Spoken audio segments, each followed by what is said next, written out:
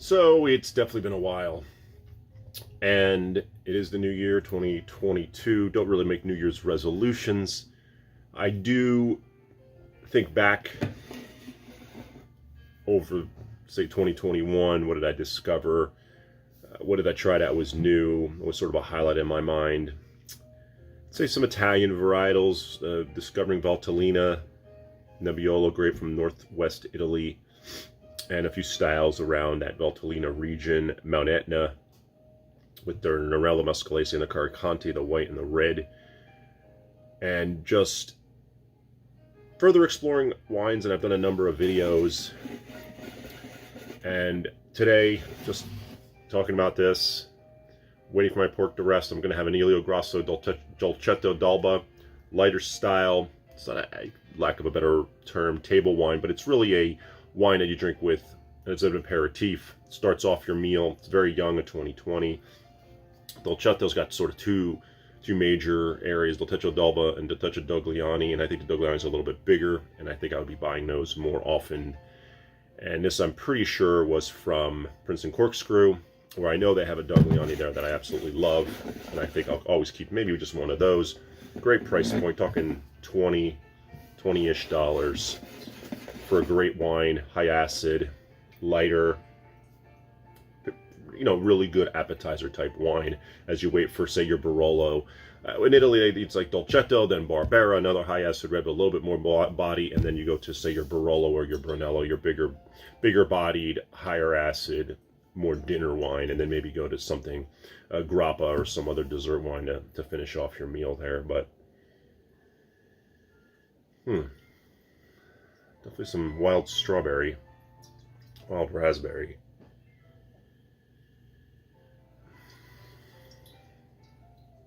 It's kind of very fresh, very red, wild red fruit smell, and very fresh.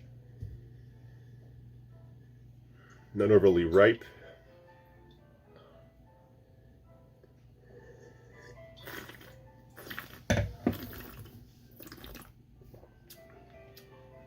It's very light on the palate. Very high acid, but very light. And like I said, this is something just to start off that meal. Nothing crazy here. It's decent. It's just a little too light for me, but it will go well with the pork. I just prefer like a Mount Etna red with my pork, or a Pinot with just a little bit more complexity than this. This is a little bit one-dimensional. All those flavors or all those aromas come through here on the palate, which is fine. It's palatable wine. It's very nice. It's not going to knock your socks off. It's a little got a slight sourish fruit there on the finish, but it's not. It's pleasant. It's just very light. But I think it's exactly being what it's supposed to be, a Dolcetto d'Alba, in it's 2020, very, very young. And these are meant to drink young, so nothing crazy there.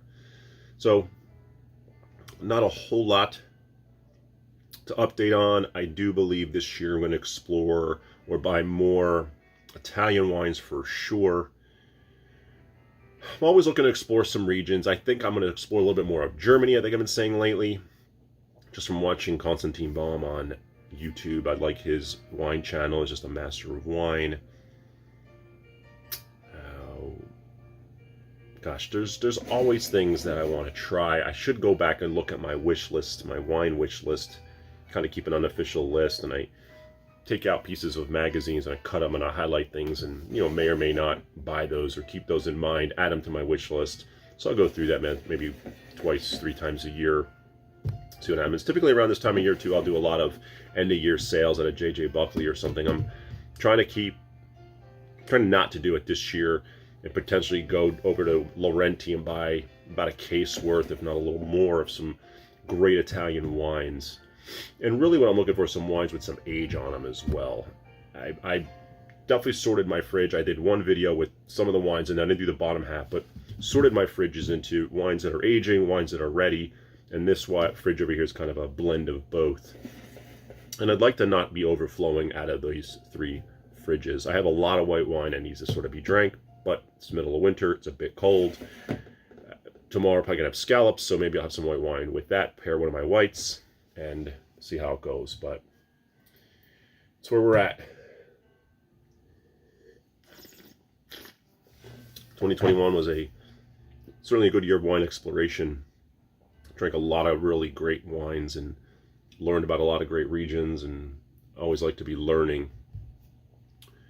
I'm listening to a book on Audible called, I forget the name of it, but it's Aldo Somm.